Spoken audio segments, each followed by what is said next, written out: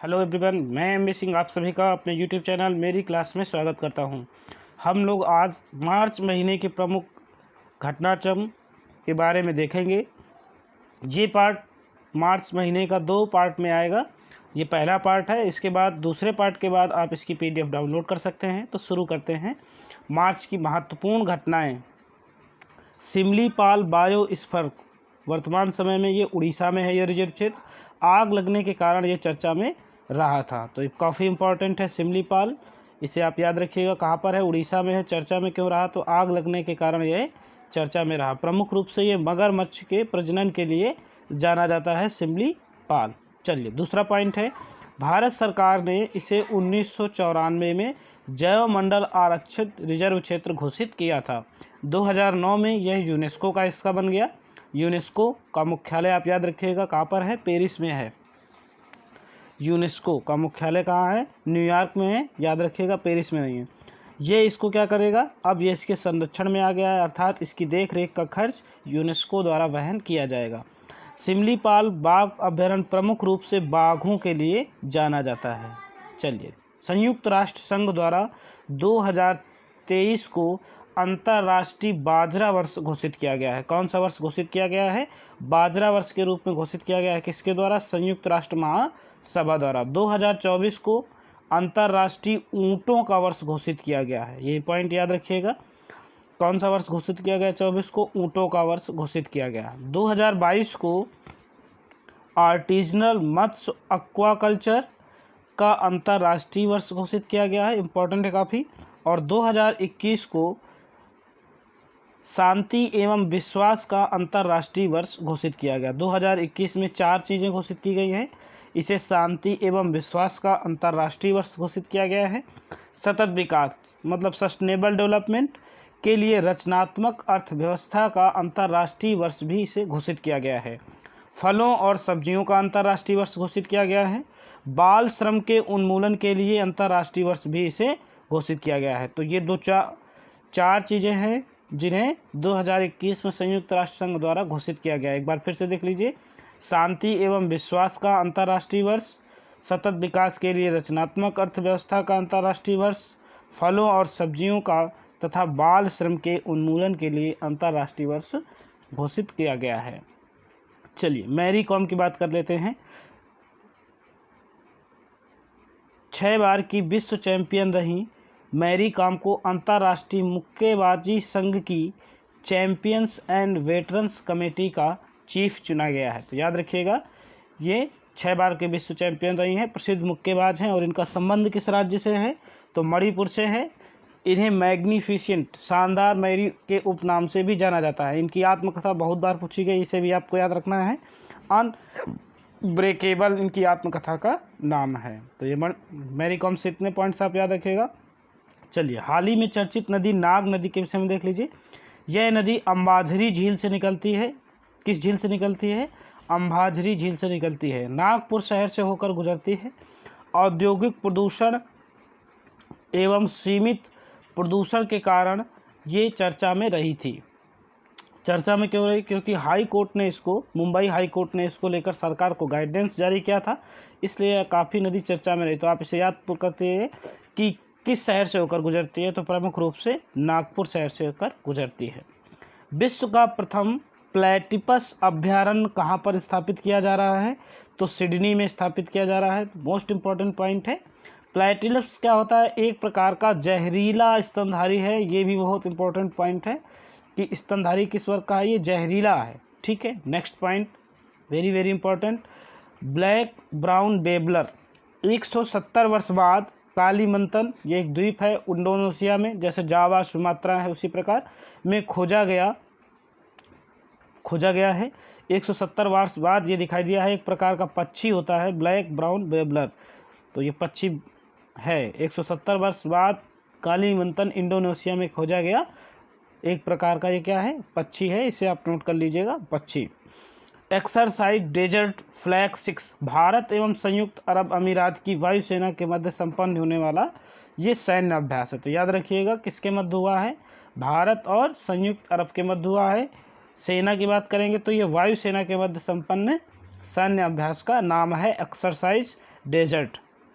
चलिए, Himalayan sero, ये भी चर्चा में रहा काफ़ी, पहली बार असम में स्थित मानस टाइगर रिजर्व में से देखा गया। तो इम्पोर्टेंट पॉइंट है हिमालयन सीरो। पर्यावरण और राष्ट्रीय सुरक्षा दिवस 4 मार्च को मनाया गया है, पहली बार 1972 में ये मनाया गया था। विश्व श्रवण दिवस 3 मार्च को मनाया जाता है। रवि कपूर, ये पॉइंट काफ़ी इंपॉर्टेंट है, सांसद टीवी का मुख्य कार्यकारी अधिकारी इन्हें नियुक्त किया गया है। सांसद टीवी, राज्यसभा टीवी और लोकसभा टीवी का विलय कर मार्च 2021 में सांसद टीवी का गठन किया गया है, जिसके पहले मुख्य कार्यकारी अधिकारी कौन बन गए हैं? रवि कपूर बन गए हैं, इसलिए काफ़ी इंपॉर्टेंट है। चलिए, लोकसभा टीवी की शुरुआत 24 जुलाई 2006 को हुई थी और इसके लिए सोमनाथ चटर्जी ने प्रयास की थी। राज्यसभा टीवी की शुरुआत 2011 में हुई थी। तो ये दोनों पॉइंट्स आप याद रखिएगा। विश्व वन्य जीव दिवस 3 मार्च को मनाया जाता है। इसकी थीम आप याद रखिएगा, forest and livelihood sustaining people and planet इसकी थीम थी। एनजीओ दिवस 27 फरवरी को मनाया जाता है, आप इसे भी याद रखिएगा। जयदीप भटनागर प्रेस सूचना ब्यूरो के महानिदेशक बनाए गए हैं। डॉक्टर सूरबाला, यूपी सरकार द्वारा भारत भारती पुरस्कार दिया जाता है। यह यूपी सरकार द्वारा दिया जाने वाला साहित्य के क्षेत्र का सबसे बड़ा पुरस्कार माना जाता है। इस बार यह पुरस्कार किसे दिया गया है? तो डॉक्टर सूरबाला को दिया गया है। इसके साथ लोहिया सत्य सम्मान किसे मिला है? दयानंद पांडे जी को मिला है। हिंदी गौरव सम्मान किसने दिया यूपी सरकार ने? तो तरुण विजय को हिंदी गौरव सम्मान दिया गया है। चलिए, रामेश्वर प्रसाद मिश्र को महात्मा गांधी साहित्य सम्मान दिए गए हैं। तो ये सारे पुरस्कार आप याद रखिएगा। वीर चिरा राय, चलिए 27 फरवरी को इनकी जयंती मनाई गई थी, काफ़ी चर्चा में रहा। क्यों चर्चा में रहा, इसकी बात कर लेते हैं। चर्चा में इसलिए रहा, ये असम के प्रसिद्ध बहादुर राजा थे। असम सरकार वीर चिरा राय पुरस्कार देती है, जो असम राय का सर्वोच्च पुरस्कार है, इसलिए इनकी जयंती याद रखिएगा वीर चिरा राय की। और प्रमुख रूप से स्टेट याद रखिएगा कि इनका संबंध किस राज्य से है। प्रोटीन दिवस 27 फरवरी को मनाया गया था। इसकी थीम या विषय वस्तु क्या थी? Powering with plant protein. तो ये अभी याद रखिएगा, प्रोटीन की कमी से प्रमुख रूप से 2 बीमारियां हो जाती हैं, मैरास्मस और क्वाशरकोर। ये पॉइंट भी आप याद रखिएगा। चलिए, शून्य भेदभाव दिवस कब मनाया गया था? तो शून्य भेदभाव दिवस 1 मार्च को मनाया जाता है। कब मनाया जाता है? प्रत्येक वर्ष 1 मार्च को शून्य भेदभाव दिवस मनाया जाता है।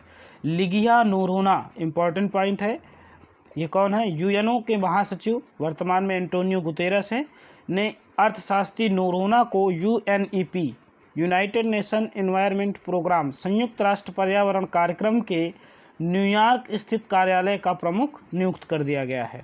तो याद रखिएगा, इंपॉर्टेंट है काफ़ी। झारखंड में एक प्राचीन बौद्ध मठ की खोज हुई है, जो 900 वर्ष पुराना माना जा रहा है। तो याद रखिएगा ये पॉइंट भी कि 900 वर्ष पुराना हाल ही में बौद्ध मठ कहाँ पर खोजा गया है? तो किस राज्य में खोजा गया है? झारखंड राज्य में इसे खोजा गया है। बौद्ध धर्म की कई शाखाएं हैं, उसमें से ये वज्रयान शाखा से संबंधित है। किस शाखा से संबंधित है? बौद्ध धर्म की वज्रयान शाखा से संबंधित है। चलिए, राजा कृष्णदेव राय, इनकी मृत्यु की सटीक तिथि से संबंधित प्रथम शिलालेख कर्नाटक के होनाहल्ली में खोजा गया है। कहाँ खोजा गया है? होनाहल्ली में। यह है कहाँ? कर्नाटक में, जिसमें इनकी मृत्यु की डेट 17 अक्टूबर 1529 चंद्र ग्रहण के दिन बताई जा रही है। तो इम्पॉर्टेंट पॉइंट है, इसे आप याद रखिएगा। राजा कृष्णदेव राय विजयनगर साम्राज्य के महान शासक थे। इन्हें आंध्र पितामह, आंध्र भोज की उपाधियां भी ग्रहण की थी। इनके दरबार में अष्ट दिग्गज रहते थे। राजा कृष्णदेव राय का उल्लेख बाबर की आत्मकथा में भी मिलता है। बाबर ने अपनी आत्मकथा तुर्की भाषा में तुजुक ए बाबरी नाम से लिखी थी। किस नाम से लिखी थी? तुजुक ए बाबरी नाम से इन्होंने अपनी आत्मकथा लिखी थी। चलिए, अगला पॉइंट है गुरु रविदास जयंती। गुरु रविदास जयंती 27 फरवरी 2021 को मनाई गई है। इम्पोर्टेंट है रविदास जयंती। ये किस क्रम की है? तो 644वीं जयंती है। इन्हें ही रैदास नाम के नाम से, संत रैदास जी के नाम से जाना जाता था। सरस आजीविका मेला, इन्हें मीराबाई का गुरु भी माना जाता है। सरस आजीविका मेला 2021 का आयोजन कहाँ हुआ था? तो उत्तर प्रदेश के ग्रेटर नोएडा शहर में इसका आयोजन किया गया था। यूसुफ पठान प्रसिद्ध भारतीय खिलाड़ी हैं।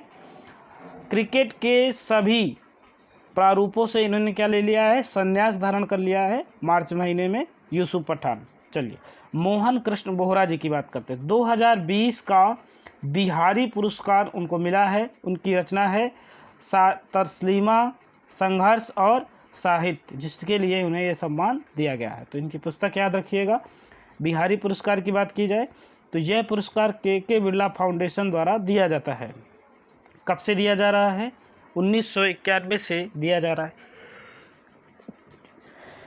पहला बिहारी पुरस्कार जय सिंह नीरज को दिया गया था। पहला किसे मिला था? जय सिंह नीरज को दिया गया था। 30वां किसको मिला है? तो मोहन कृष्ण बोहरा को मिला है। कौन सी रचना है? तस्लीमा, संघर्ष और साहित्य। 29वां बिहारी पुरस्कार 2019 आई दिन दान सिंह भाटी को मिला था। उनकी रचना थी आँखें ही या हरियल सपना को यह सम्मान दिया गया था। हाल ही में जीवन सुगमता सूचकांक 2020 की रिपोर्ट जारी हुई। इसे शहरी एवं आवास विकास मंत्री हरदीप पुरी ने जारी किया है। 10 लाख से अधिक की जनसंख्या पर सबसे पहले स्थान पर बेंगलुरु रहा। इसके पश्चात पुणे और तीसरे स्थान पर अहमदाबाद रहा है, जहां जीवन सुगमता यानी रहने लायक जो सबसे उचित व्यवस्था है इन शहरों में है। 1 लाख से कम पर शिमला शहर अच्छा शहर माना गया है और दूसरे स्थान पर भुवनेश्वर शहर को स्थान दिया गया है। भुवनेश्वर उड़ीसा में है और शिमला हिमाचल प्रदेश में है। नगर पालिका निष्पादन सूचकांक में बात करें तो 10 लाख से अधिक जनसंख्या पर इंदौर शहर को शीर्ष स्थान दिया गया है, जबकि 10 लाख से कम पर सूरत को पहला स्थान व भोपाल को दूसरा स्थान दिया गया है।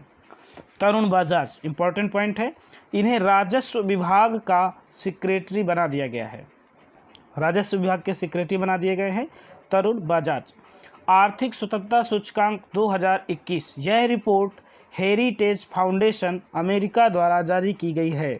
लगातार दूसरे वर्ष सिंगापुर प्रथम स्थान पर रहा है। आर्थिक स्वतंत्रता सूचकांक आपको याद करना पड़ेगा कि यह रिपोर्ट किसने जारी किया है?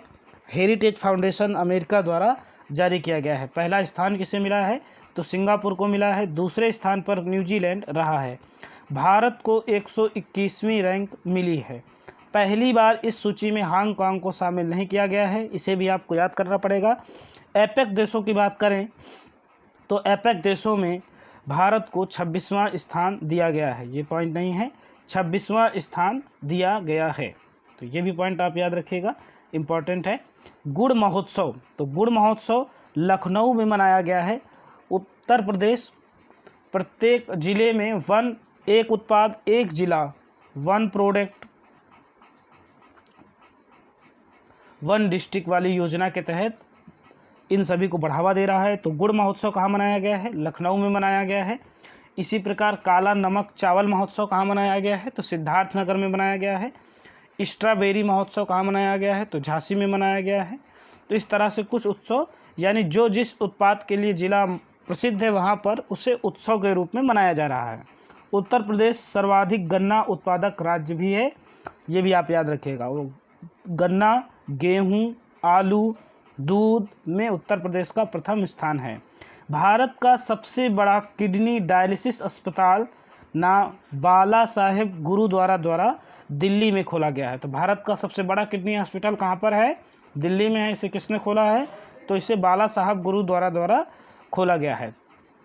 चलिए मनीष कौशिक की बात करते हैं। खिलाड़ी हैं, भारतीय मुक्केबाज हैं ये। इन्हें बॉक्सम इंटरनेशनल टूर्नामेंट में स्वर्ण पदक जीता है। प्रसिद्ध बैडमिंटन खिलाड़ी पीवी सिंधु ने स्विस ओपन 2021 में रजत पदक प्राप्त किया है। बजरंग पूनिया की बात करते हैं। बजरंग पूनिया जी ने, ये हरियाणा के प्रसिद्ध पहलवान हैं, रोम में भाटियो पेलिकॉन रैंकिंग कुश्ती सीरीज में स्वर्ण पदक जीत लिया है। 2019 में इन्हें राजीव गांधी खेल रत्न पुरस्कार दिया गया था। यह खेल के क्षेत्र का सबसे बड़ा पुरस्कार है। इसकी शुरुआत 1991 में हुई थी और पहली बार विश्वनाथन आनंद को दिया गया था। 2020 में बजरंग पूनिया को फिक्की इंडिया स्पोर्ट्स अवार्ड से भी सम्मानित किया गया था। हेरात, ये हेरात क्या है? तो कश्मीरी पंडितों का ये प्रमुख त्यौहार है। इसे शिवरात्रि के नाम से अन्य जगहों पर जाना जाता है। चलिए, तो जम्मू कश्मीर इस बार नहीं मनाया गया उत्सव, इसलिए आप इसे याद रखिएगा। किंग भूमि बोल वर्ल्ड सॉइल डे पुरस्कार 2020, यह पुरस्कार भारतीय कृषि अनुसंधान परिषद को दिया गया है। 5 दिसंबर को विश्व मृदा दिवस मनाया जाता है। कब मनाया जाता है? 5 दिसंबर को विश्व मृदा दिवस मनाया गया, जिसकी विषय वस्तु क्या थी? मिट्टी को जीवित रखें, मिट्टी की जैव विविधता की रक्षा करें। थॉमस बाक अंतर्राष्ट्रीय ओलंपिक समिति की पूरे 2025 तक के लिए अध्यक्ष बना दिए गए हैं। पूरे नहीं होगा, पुनः यहाँ पर थॉमस बाक को अंतर्राष्ट्रीय ओलंपिक समिति 2025 तक के लिए पुनः अध्यक्ष के रूप में चुन लिया गया है। अनुराग ठाकुर, इंपॉर्टेंट पॉइंट है ये, प्रादेशिक सेना में कैप्टन बनने वाले प्रथम सांसद बन चुके हैं। हृदय मोहिनी की बात करें तो ये ब्रह्म कुमारी की मुख्य प्रशासक दादी थीं, जिनका हाल ही में निधन हो गया है। गैरसैंण उत्तराखंड राज्य का तीसरा मंडल घोषित किया गया है। उत्तराखंड 15 नवंबर 2000 को उत्तर प्रदेश से उत्तरी हिस्सा काटकर बनाया गया नया राज्य है, जिसका तीसरा मंडल गैरसैंण को बनाया गया है। प्रथम मंडल इसका कुमायूं है, जबकि द्वितीय मंडल गढ़वाल को घोषित किया गया है। बाओ धान या रेड राइस काफ़ी चर्चा में रहा ये, इसे इम्पॉर्टेंट है। असम के लाल चावल है एक प्रकार के ये, जिसकी पहली खेप अमेरिका भेजी गई है। कहाँ के हैं ये चावल? तो असम के हैं। ये ब्रह्मपुत्र नदी घाटी के आसपास बोए जाते हैं। एंथोसायनिन की अधिकता के कारण इन चावलों का रंग लाल होता है। तो इन्हें हाल ही में अमेरिका भेजा गया है, तो इसलिए ये काफ़ी चर्चा में रहे हैं। स्पेस हरिकेन, देखिए अंतरिक्ष चक्रवात क्या है? इलेक्ट्रॉन की वर्षा वाले इस हरिकेन को पहली बार उत्तरी ध्रुव के वातावरण में देखा गया है। तो ये साइंस एड टेक से क्वेश्चन बनेगा आपका, इंपॉर्टेंट है, इसे आप याद रखिएगा। नेक्स्ट पॉइंट है आपका अंतर्राष्ट्रीय महिला दिवस 8 मार्च को मनाया जाता है। इस बार की थीम क्या थी? Women in leadership achieving an equal future in कोविड-19। तो इसकी थीम और दिन आप याद रखिएगा। असोला भट्टी वन्य जीव अभ्यारण्य दिल्ली आप याद रखेंगे। पेंच वन्य जीव अभ्यारण्य महाराष्ट्र एवं मध्य प्रदेश में स्थित है। ये अभ्यारण्य का एक जो चर्चा में रहे किसी न किसी कारण के वजह से, जैसे कोई प्रसिद्ध व्यक्ति चला गया, कोई घटना हो गई, इसलिए इनको लिया गया है। सीधे सीधे पॉइंट टू पॉइंट इसमें नोट किया गया है, क्योंकि करंट इतना बन रहा है कि कितना याद किया जाए और कितना छोड़ा जाए, ये बहुत बड़ा बात है। इसलिए इसमें बहुत ही इम्पॉर्टेंट पॉइंट्स को कलेक्ट किया गया है, जो आपकी आगामी परीक्षा के लिए अच्छे होंगे। उम्मीद करता है कि ये वीडियो आपको पसंद आएगा। यदि आपको वीडियो पसंद आता है तो लाइक कमेंट करिए, जिससे इसका दूसरा पार्ट जल्द ही डाला जा सके, और दूसरे पार्ट के बाद आप इसकी PDF भी डाउनलोड कर पाएंगे। चलिए मैत्री सेतु की बात करते हैं। तो यह 1.9 किलोमीटर लंबा पुल है, जो त्रिपुरा को रामगढ़, त्रिपुरा का एक स्थान है सबरूम, और बांग्लादेश का एक स्थान है रामगढ़, उसको जोड़ने का काम करता है। इसका निर्माण फेनी नदी पर किया गया था। 2 पॉइंट बहुत इंपॉर्टेंट याद रखना है कि मैत्री सेतु कितना लंबा है? 109 किलोमीटर लंबा है, 1.9 किलोमीटर, और किसको जोड़ेगा? त्रिपुरा को बांग्लादेश से जोड़ेगा। किस नदी में इसका निर्माण किया गया है? तो यह नदी का नाम है फेनी। आज़ादी का अमृत महोत्सव, आज़ादी का अमृत महोत्सव की शुरुआत अहमदाबाद के साबरमती आश्रम से हुई थी। इसे मोदी जी द्वारा उद्घाटन किया गया था। इंडिया @75 के नाम से इसका उद्घाटन किया गया था। तो ये याद रखिएगा इसकी शुरुआत कहाँ से हुई थी। फुगाकू कंप्यूटर विश्व का सबसे शक्तिशाली कंप्यूटर है, इसे जापान ने विकसित किया है। ये बहुत इंपॉर्टेंट है कि कहाँ का कंप्यूटर है, जापान ने विकसित किया है। अगर हम बात करें सर्वाधिक सुपर कंप्यूटर किस देश के पास है, तो सर्वाधिक सुपर कंप्यूटरों वाला देश आपका चीन है, दूसरे नंबर पर आपका अमेरिका है, और तीसरे नंबर पर जापान है। तो ये पॉइंट भी आप याद रखिएगा। हामिद बाकायोका आइवरी कोस्ट के प्रधानमंत्री थे, जिनका हाल ही में निधन हो गया था मार्च में। तो ये पॉइंट भी याद रखिएगा। दस्तलिक 2 भारत और उज्बेकिस्तान के मध्य संपन्न सैन्य अभ्यास है, दस्तलिक 2। उसी प्रकार अन्य कुछ प्रमुख सैन्य अभ्यास हैं जिन्हें लिख दिया गया है, जो किसी न किसी एग्ज़ाम में आते रहते हैं। आप उन्हें नोट कर लीजिए, या इसके अगले पार्ट में आप इसका वीडियो, इसकी PDF आप डाउनलोड कर सकते हैं। गरुण शक्ति जो सैन्य अभ्यास है वो भारत और इंडोनेशिया के मध्य होता है। हैंड इन हैंड भारत और चाइना के मध्य होता है। बोल्ड कुरुक्षेत्र भारत और सिंगापुर के मध्य संपन्न होता है। मित्र शक्ति भारत श्रीलंका के मध्य। नोमैडिक एलिफेंट भारत और मंगोलिया के मध्य होता है। शक्ति भारत फ्रांस के मध्य। सूर्य किरण भारत और नेपाल के मध्य संपन्न सैन्य अभ्यास हैं। युद्ध अभ्यास के नाम से ही होता है। भारत और संयुक्त राज्य अमेरिका के मध्य यह सैन्य अभ्यास संपन्न होता है। ईसर सिंह, ईसर पूरा नाम है, ईश्वर नहीं है, ईसर सिंह देओल, ये वरिष्ठ भारतीय एथलीट थे जिनका हाल ही में निधन हो गया है, तो इन्हें याद रखिएगा।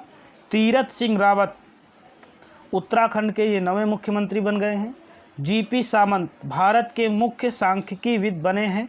अमिताभ बच्चन जी की बात करें तो international federation of film archives 2021 से इन्हें सम्मानित किया गया है, तो ये पॉइंट भी आप याद रखिएगा। जन औषधि दिवस 7 मार्च को मनाया जाता है। इसकी थीम थी सेवा भी रोजगार भी। थीम क्या है? सेवा भी और रोजगार भी, तो ये याद रखिएगा। जन औषधि दिवस 7 मार्च को मनाया गया था और इसकी थीम सेवा भी और रोजगार भी था। बहुत इंपॉर्टेंट पॉइंट है। उडुपी रामचंद्र राव, UR राव भी लिखकर आ जाता है। इन्हें भारत का सैटेलाइट मैन कहा जाता है। जैसे missile man APJ Abdul Kalam, milk man Varghese Kurien, water man of India Rajendra Singh, इसी तरीके से ombudsman Anna Hazare, constitution man Ambedkar ji. तो इस तरह से कई चीज़ें हैं जो नाम दिया गया है। तो ये भारत के क्या, जैसे आयरन मैन सरदार वल्लभ भाई पटेल, इन्हें भारत का सैटेलाइट मैन भी कहा जाता है। उडुपी रामचंद्र राव इनका नाम है। 1972 में भारत का प्रथम उपग्रह कार्यक्रम इन्होंने ही शुरू किया था। 10 मार्च को इनका जन्मदिवस था जिस पर गूगल ने डूडल बनाया था, इसलिए चर्चा में रहे। तो ये पॉइंट है। देश का पहला वन चिकित्सा केंद्र कहाँ पर स्थापित किया जा रहा है? वन चिकित्सा केंद्र, ये पॉइंट याद रखिएगा, रानीखेत में स्थापित किया जाएगा। रानीखेत आपका उत्तराखंड में पड़ता है। एक्वीन हर्पीस वायरस, देखिए एक्वीन हर्पीस वायरस EHV1 यूरोप में घोड़ों में इसका प्रकोप देखने के लिए मिला है। यह एक सामान्य रूप से DNA वायरस है जो प्रमुख रूप से यूरोप के 7 देशों में पाया गया है। तो चर्चा में रहा, तो इसे आप याद रखिएगा। EHV भी लिख के आ सकता है या उसका पूरा नाम लिख के आ सकता है। एक्वीन हर्पीस वायरस कहाँ पर है? तो यूरोप में है। और किस जानवर में प्रमुख रूप से इसका प्रकोप मिला है देखने को? तो घोड़े में इसका प्रमुख रूप से, घोड़ों में इसका प्रयोग देखने को मिला है प्रकोप। और किस प्रकार का वायरस है? तो DNA जनित एक ये वायरस है। वैश्विक ऊर्जा और पर्यावरण नेतृत्व पुरस्कार, सतत विकास को बढ़ावा देने के लिए पुरस्कार दिया जाता है। इस बार 2020 का ये 21 में नरेंद्र मोदी जी को ये पुरस्कार दिया गया है। तो काफ़ी इंपॉर्टेंट है ये पुरस्कार, आप याद रखिएगा। स्मार्टअप उन्नति कार्यक्रम, ये महिला उद्यमियों को, उद्योगों नहीं, महिला उद्योगों तथा उद्यमियों को समर्थन एवं सहायता देने के लिए HDFC ने शुरू किया है। Housing development finance corporation bank HDFC ने इसको शुरू किया है। HDFC की स्थापना 1994 में हुई थी। तो ये कार्यक्रम याद रखिएगा। स्मार्टअप उन्नति किससे संबंधित है? महिला उद्यमियों से संबंधित है। और इसे किसने शुरू किया है? तो HDFC बैंक ने इसे शुरू किया है। स्वाधीनता पुरस्कार को किसने शुरू किया है? तो इसे स्वाधीनता पुरस्कार बांग्लादेश ने इसकी शुरुआत की है। तो ये भी आप याद रखिएगा, स्वाधीनता पुरस्कार। नेंद्रन क्या है? ये एक प्रकार की केले की प्रजाति है जो हाल ही में खोजी गई, इसे भी आप याद रखिएगा। भारत कुवैत संयुक्त आयोग का हाल ही में गठन किया गया था। यह किस क्षेत्र में काम करेगा ये आपको याद रखना है। तो ये रक्षा, डिफेंस और ऊर्जा, एनर्जी सेक्टर में कार्य करने के लिए गठित किया गया आयोग है। कुवैत भारत को 10वां सबसे बड़ा तेल आपूर्तिकर्ता देश भी है। सही दिशा अभियान कार्यक्रम किसने शुरू किया था? तो UNDP, united national development programme and एका फाउंडेशन द्वारा शुरू किया गया है। इस अभियान का उद्देश्य क्या है? ग्रामीण भारत में महिलाओं की आजीविका और उद्यमिता को सही दिशा में प्रदान करना है। इसका मतलब क्या है? ग्रामीण महिलाओं को और उनकी आजीविका को, उद्यमिता को सही दिशा प्रदान करना इसका कार्यक्रम है। डिजिटल ग्रीन सर्टिफिकेट यूरोपीय संघ द्वारा जारी किया गया है। ये कोरोना महामारी के बीच नागरिकों के सुरक्षित एवं मुक्त आवागमन के लिए कार्यक्रम शुरू किया गया है। डिजिटल ग्रीन सर्टिफिकेट किसके द्वारा शुरू किया गया है? यूरोपीय संघ आयोग द्वारा जारी किया गया है। किस लिए? कोरोना बीमारी में लोगों को सुरक्षित और मुक्त आवागमन हो जाएगा जिसके पास डिजिटल ग्रीन सर्टिफिकेट होगा। स्टार्ट TB पार्टनरशिप प्रोग्राम, इसका अध्यक्ष केंद्रीय स्वास्थ्य मंत्री डॉक्टर हर्षवर्धन को चुना गया है। यह एक अंतर्राष्ट्रीय संस्था है जो क्षय रोग के संघर्ष हेतु अभियान चलाती है। किस बीमारी के लिए अभियान चलाती है? तो क्षय रोग, ट्यूबरकुलोसिस जो बीमारी है, जिसे टीबी कहा जाता है, जिसे राज्य यक्ष्मा भी कहा जाता है, इसे तपेदिक बीमारी भी कहा जाता है, उसी को रोकने का ये अभियान चलाती है प्रमुख रूप से। ठीक है, अगले पार्ट में हम अगली जानकारी देंगे और दूसरे पार्ट में आने के बाद आप इसका PDF डाउनलोड कर पाएंगे। उम्मीद करते हैं कि ये पॉइंट्स आपको अच्छे लगे होंगे। ये मार्च महीने के सबसे महत्वपूर्ण तथ्यों का संकलन है। कम से कम तथ्यों में बहुत सारे जो इम्पोर्टेंट बातें हैं उनको इसमें नोट किया गया है और एग्ज़ाम की दृष्टि से बहुत महत्वपूर्ण है, इसलिए इनके साथ ज़्यादा कुछ डिटेल नहीं दिया गया है। ये प्रमुख रूप से केवल और केवल करंट पर आधारित है और मार्च महीने का पहला पार्ट है। दूसरे पार्ट में के बाद आप मार्च महीने की PDF डाउनलोड कर सकते हैं। उम्मीद करते हैं कि आपके आगामी एग्ज़ामों के लिए बहुत ही महत्वपूर्ण साबित होगी और प्रत्येक महीने की सीरीज़ आएगी। इसके लिए आप कमेंट में बताएं कि ये PDF कैसी रही, कैसा मार्क्स का वीडियो रहा, जो आपने करंट पॉइंट रखे क्या वो इम्पोर्टेंस थे। लाइक करना मत भूलिएगा। तो चलिए, आप सभी लोगों का वीडियो देखने के लिए बहुत बहुत धन्यवाद।